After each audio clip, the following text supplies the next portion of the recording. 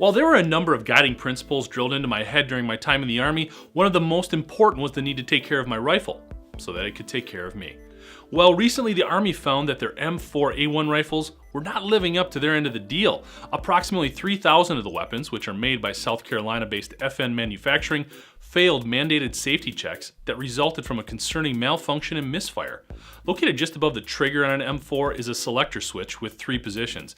Safe, which means the weapon can't fire, semi, which means the weapon will fire one shot each time the trigger is squeezed, and auto, which means the weapon will fire repeatedly until the trigger is released. While using his M4A1 at Fort Knox, Kentucky, the selector switch on a soldier's rifle was stuck between semi and auto. When the soldier squeezed the trigger, the weapon failed to fire. The soldier then moved the selector switch and the weapon fired even though the trigger was not touched. This led officials to put their entire inventory of M4s and the predecessor, the M16, through a new 7-step safety check. As of this filming, about 50,000 rifles have been tested, with 3,000 failing the test.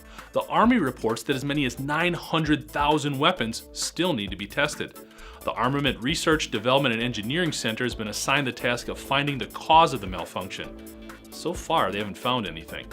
For FN Manufacturing, this follows a request from the Marine Corps last fall for 50,000 M27 automatic rifles from Germany's Heckler & Koch. This was to replace the M4s they had been using instead of updating to the M4A1. Although it's been in the Army's arsenal for more than 6 years, the M4 platform replaced the M16 as the primary individual weapon about 3 years ago. They carry an average price of about $700, and the Army is estimated to have just over 480,000 of the rifles in their inventory. I'm Jeff Waranke, and this is IEN Now.